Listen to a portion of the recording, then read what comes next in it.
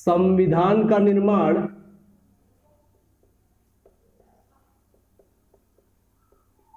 ये आज का हमारा टॉपिक है, संविधान का निर्माण। संविधान का जब निर्माण किया गया तो सबसे पहले संविधान सभा का गठन किया गया। संविधान सभा का गठन, और संविधान सभा का गठन कब हुआ? तो जुलाई 1946 में। भारतीय संविधान का जब निर्माण करना था तो संविधान सभा का गठन किया गया, और संविधान सभा का गठन जुलाई 1946 में किया गया। इसके बाद 9 दिसंबर 1946 को संविधान सभा की पहली बैठक की गई। पहली बैठक, और इस पहली बैठक का मुस्लिम लीग ने बहिष्कार किया।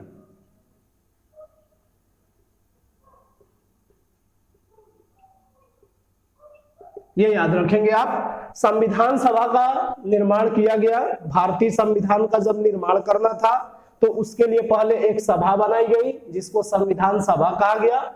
संविधान सभा का गठन जुलाई 1946 में किया गया।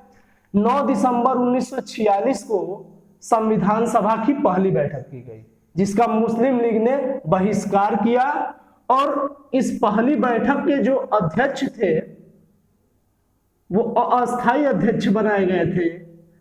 अस्थायी अध्यक्ष डॉक्टर सच्चिदानंद सिन्हा। ये सर्वसम्मति से बनाए गए थे, तो सबके सम्मति से बनाए गए थे, ये याद रखेंगे। अस्थायी अध्यक्ष थे डॉक्टर सच्चिदानंद सिन्हा।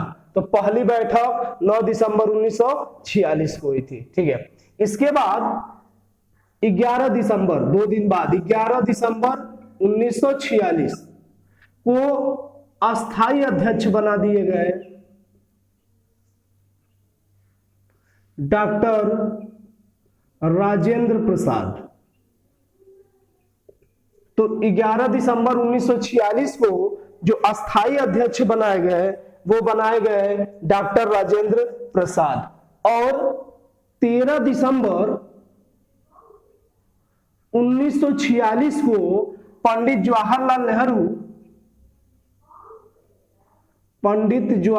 नेहरू उद्देश्य प्रस्ताव पारित करते हैं।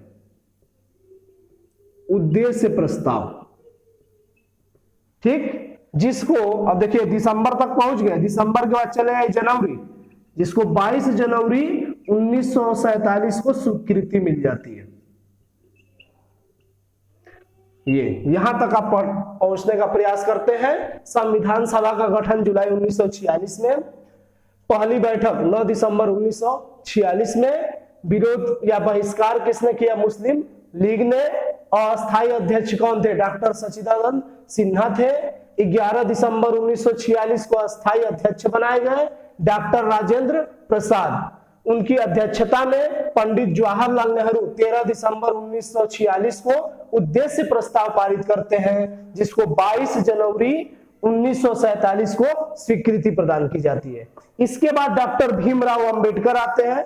ठीक, ये प्रारूप समिति बनती है उनकी अध्यक्षता में, और उन मतलब अध्यक्ष सहित उसमें कुल 7 सदस्य होते हैं। तो डॉक्टर भीमराव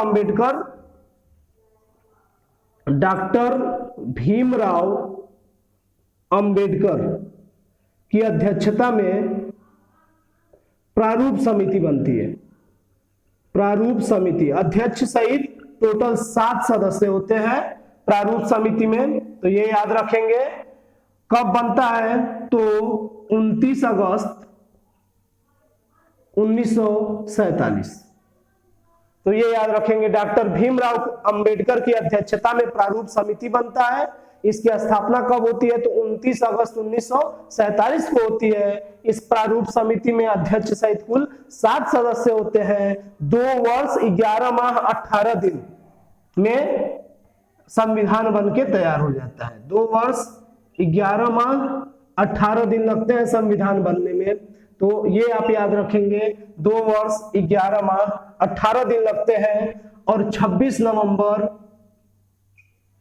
1949 को बन के तैयार होता है, जिस पर अध्यक्ष के हस्ताक्षर होते हैं और इसी दिन ये पारित हो जाता है। तो 26 नवंबर 1949 को बन के तैयार होता है, इसी दिन अध्यक्ष के हस्ताक्षर भी होते हैं और इसी दिन ये पारित हो जाता है। तो ये संविधान देता है कभी कभी कि किस सन में अंगीकृत किया गया, तो 26 नवंबर 1949 को, लेकिन पूरी रूप से अगर पूर्ण रूप से लागू किया गया तो 26 जनवरी 1950 को।